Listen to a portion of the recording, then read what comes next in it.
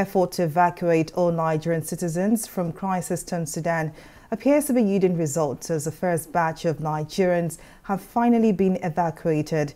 The evacuees, mainly students, arrived in the country on Wednesday night after spending nearly a week stranded in Egypt over visa and border clearance issues.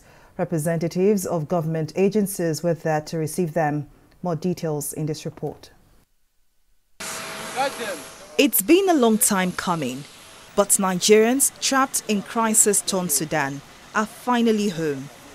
At exactly 11:30 p.m., the first batch of Nigerians evacuated from Egypt by Air Peace arrived at the Nnamdi Azikiwe International Airport in Abuja. Shortly after, the Nigerian Air Force plane conveying another set of Nigerians touched down at the airport in Abuja at about 12 midnight. Soon after, processing of the 364 evacuated Nigerians, who were mostly students, began. Aside screening by officials of the Ministry of Health, the evacuees were profiled and documented by the immigration services and other agencies. The evacuees were also gifted the sum of 100,000 naira and dignity packs. Saratu Idris Adam is in her final year and has 4 more months to finish up her academic program. But all of this has changed. While Saratu and other students like her are thankful to be back home, the experiences are traumatic.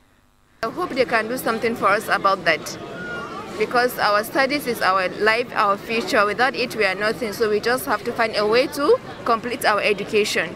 Moving from Khartoum to Egypt border, it was a tough situation for us. We spent about 5 days across the border. No shelter, only sleeping inside the bus, and so much trouble from lack of payment, lack of means of conveying us down to Egypt, down to Nigeria. Some fell sick, some cannot cope due to the extreme weather of the situation. I still have a lot of things to do there because I'm a businessman. I do buying and selling. I bring ginger into the country from Nigeria here to Sudan. I'm a facilitator. And still have a lot of things to do there. I have been in Khartoum for 18 years, and this is the first time we're passing through such. It's a difficult moment for us to. It has never been this bad, but it has never been this bad. We just woke up all of a sudden in the morning and started hearing gunshots and missiles flying through the air. For parents, their joy knew no bounds after reconnecting with their children. We're traumatized hearing the news of this breaking out of the crisis, and everybody's annoyed, everybody's just tense. Well, alhamdulillah, today we are happy. More than 3,000 Nigerians are still trapped in Sudan. However, another batch of evacuees is expected to return to the country on Thursday. Authorities say no expense will be spared in ensuring that all evacuees are properly resettled.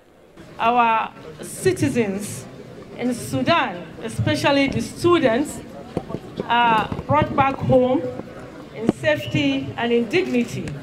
Today, we are very happy to receive them, all of them. They've gone through a very traumatized period, but we are glad and we give thanks to Almighty Allah that all of them are back safely. No life was lost. For all of us, even more hectic for the students and the trauma that they've gone through. And also, we're arranging a trauma counseling session for them. Dangote will also be taking care of that.